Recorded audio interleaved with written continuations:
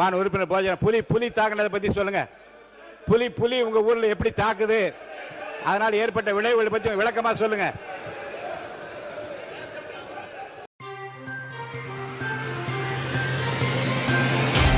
மாண்புமிகு பால்வளத்துறை அமைச்சர் விளக்கமாக என்னன்னு கொஞ்சம் கேட்டுட்டு அப்புறம் போங்களேன். உட்காருங்க, பேசுங்க. அவை முன்ன உட்காருங்க. என்னன்னு பாருங்க. என்னன்னு என்ன கேட்கலையே, அவங்க என்ன சொல்ல இல்லங்க, அவங்க என்ன சொல்ல வராங்கன்னு கேளுங்க. இருங்க நீங்க உட்காருங்க. அவங்க என்ன பேச வராங்கன்னு கேளுங்க. அவங்க பேசவே இல்லை இன்னும். அவங்கள பேச விடுங்க. மாண்புமிகு பால்வளத்துறை அமைச்சர், மாண்புமிகு அவை முன்னவர்,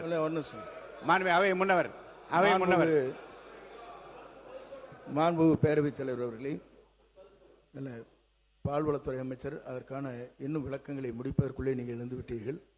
ஆகிய அருள் கூர்ந்து அவருடைய கருத்துக்களை கேட்டதற்கு பிறகு உங்கள் கருத்துக்களை ஒருவர் எழுந்து சொல்லலாம். ஏன்னா எத்தனை பேர் ஒட்டுக்க இருந்துச்சிங்கன்னா எப்படி நடைமுறை இல்லாது எல்லாரும் அதான் சொன்னாங்க. யாரோ ஒருத்தர் நீங்க சொல்லலாம். பால்வளத்துறை அமைச்சர், மாண்புமிகு பால்வளத்துறை அமைச்சர். மாண்புமிகு பேரவைத் தலைவர் அவர்களே, திமுக சட்டமன்ற உறுப்பினர் நேற்று பொது இடத்தில் பொதுக்கூட்டத்தில் மாண்புமிகு முதலமைச்சர் அவர்களை மரியாதையின்றியும் அமைச்சர் அவர்களை மரியாதை என்றும் தரக்குறைவாக பேசியிருக்காரு. இது பெரிய கண்டனத்துக்குரியது.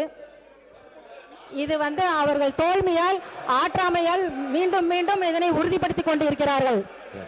நான் சொல்றேன். மாண்புமிகு நீர்வளத்துறை அமைச்சர் இருங்க.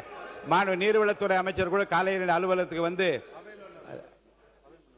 மாண்புமிகு நீர்வளத்துறை அமைச்சரோடு காலையில் அலுவலகத்துக்கு வெளியிலே பேசியிருந்தாலும் நம்முடைய முதலமைச்சரை பற்றியோ உறுப்பினரை பற்றியோ மாண்பு குறைவாக பேசுகின்றால் இது வருத்தமாக இருக்கிறது. இதெல்லாம் உரிமை பெறல் பிரச்சனைகள் வருமா என்று கேட்டார். நான் ஆய்வு செய்கிறேன் என்று சொல்லியிருக்கிறேன். அதுதான் மாண்புமிகு பால்வளத்துறை அமைச்சர்களுக்கு சொல்கிறேன். நீங்கள் கூறிய பிரச்சனைகளும் வெளியிலே பேசிய பேச்சுக்கள் நம்முடைய மாண்பை குறைப்பதாக இருந்தாலும், தனிநபருடைய மாண்பை குறைப்பதாக இருந்தாலும் சரி, பொறுப்பில் இருக்கக்கூடிய அமைச்சருடைய மாண்பை குறைப்பதாக இருந்தாலும், அவையின் மாண்பை குறைப்பதாக இருந்தால் எப்படி இருக்குது என்பதை நான் படித்து பார்த்து பேசியதை கேட்டு ஆய்வு செய்து நல்ல முடிவு எடுப்பேன். அதுவரை இந்த பிரச்சனையை அமைதி காக்க வேண்டும் என்று கேட்டுக்கொள்கிறேன். மாண்புமிகு உறுப்பினர் கே நேரு அவர்கள் உட்காருங்க. எல்லாம் உட்காருங்க. மாண்பு பேரவைத் தலைவர்களே, முதலமைச்சர், அவை முன்னவர்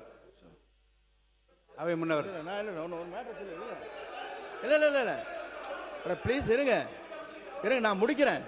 பாலை பற்றி ஒரே நிமிஷம் முடிச்சுக்கிறேண்ணா. மாண்புமிகு எதிர்க்கட்சி தலைவர், முன்னாள் முதலமைச்சர் மற்றும் சட்டமன்ற உறுப்பினர் இங்கே பால் உற்பத்தியாளருடைய நிலைகளை குறித்து இங்கே பேசினீர்கள். அமைச்சர் அதற்கான விளக்கங்களை சொன்னார்கள். கருணையுள்ளம் படைத்த நம்முடைய தமிழக முதலமைச்சர் அவர்கள் விவசாயிகள் என்று சொன்னாலே அவருடைய துயரங்களை துடைக்க வேண்டும் என்பதுதான் அவருடைய தலையாய கடமையாக இருந்து விவசாய சங்கத்தை அழைத்து பேசியவர் நம்முடைய முதலமைச்சர். ஆகவே இது போன்ற பால் உற்பத்தியாளர் தங்களுடைய போராட்டத்தை வாபஸ் பெற்றுக்கொண்டு விரைவில் அவரோடு பேச்சுவார்த்தை நடத்தலாம் என்று கூறியிருக்கிறார்கள். அதுவும் நடைபெறும். மாண்பு உறுப்பினர் கே நேரு உறுப்பினர் பேசும்போது ஒன்று சொல்லிடுறேன். எந்த காரணத்தை முன்னிட்டும் அவையில் அறிக்கை ஒன்று மாண்பு முதலமைச்சராலோ அமைச்சர் பெருமக்களால் சமர்ப்பிக்கப்படுகிற போது விதியின் கீழ் எந்த விவாதமும் கிடையாது. 110 விதியின் கீழ் சமர்ப்பிக்கப்பட்ட அறிக்கைக்கு எந்த விவாதம் கிடையாது. அது குறித்து பேசுவதாக இருந்தால் அனுமதி இல்லை. வேறு விஷயங்களை பற்றி பேசுவதற்கு நான் அனுமதி அளிக்கிறேன். வேண்டாம் இல்லை, 110 விதியின் கீழ். மாண்பு பேரவைத் தலைவர் அவர்களே, ஏற்கனவே அரசால் முடிவு செய்யப்பட்டு இடங்கள் எல்லாம் தேர்வு செய்யப்பட்டு உறுப்பினர் அனுமதி இல்லை, அனுமதி இல்லை. கூடலூர் தொகுதி இல்லை, இது அனுமதி இல்லை, விவாதமே இல்லை. அதை பற்றி எந்த விளக்கம் கேட்டால் இன்னொரு உறுப்பினர் சொல்ல விரும்புவார். அனுமதி இல்லை. மாண்பு உறுப்பினர் கூடலூர் தொகுதிக்குட்பட்ட பகுதியில் புலி தாக்கியது தொடர்பாக மாண்பு எதிர்க்கட்சி தலைவர் மற்றும் திரு தலவாய் சுந்தரம், மாண்பு உறுப்பினர் திரு கணேஷ்குமார், மாண்பு உறுப்பினர் டி ராமச்சந்திரன், மாண்பு உறுப்பினர் கா மாரிமுத்து, மாண்பு உறுப்பினர் போஜராஜன், மாண்பு உறுப்பினர் செல்லசுவாமி அவர்கள் இங்கே ஏற்கனவே 55 விதியின் கீழே அறிக்கை ஒன்று கொடுத்திருக்கிறார். மாண்பு உறுப்பினர் போஜராஜன் அவர்கள், மாண்பு உறுப்பினர் போஜராஜன், புலி தாக்குனதை பற்றி சொல்லுங்க. புலி உங்க ஊர்ல எப்படி தாக்குது, அதனால் ஏற்பட்ட விளைவுகளை பற்றி விளக்கமா சொல்லுங்க.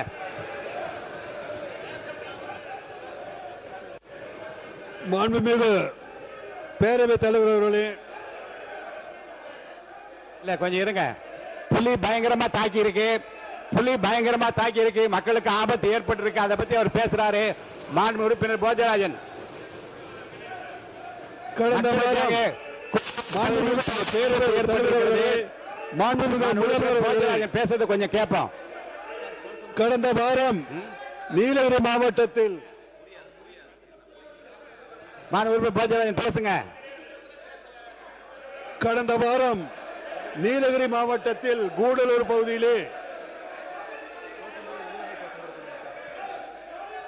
மாண்பு உறுப்பினர்களுக்கு இல்லை மாண்பு உறுப்பினர்களுக்கு விதியை படித்து விட்டேன், இந்த விதிப்படி தான் நடப்பேன், மாற்றம் கிடையாது. நீங்கள் வந்து எதிர்த்து குரல் கொடுப்பதாக இருந்தால் தாராளமாக நீங்கள் வெளியே சென்று குரல் கொடுக்கலாம். அவைக்குள்ளே நான் இதை அனுமதிக்க முடியாது. மாண்பு உறுப்பினர் போஜராஜன் பேசுறீங்களா? அவை முன்னவர்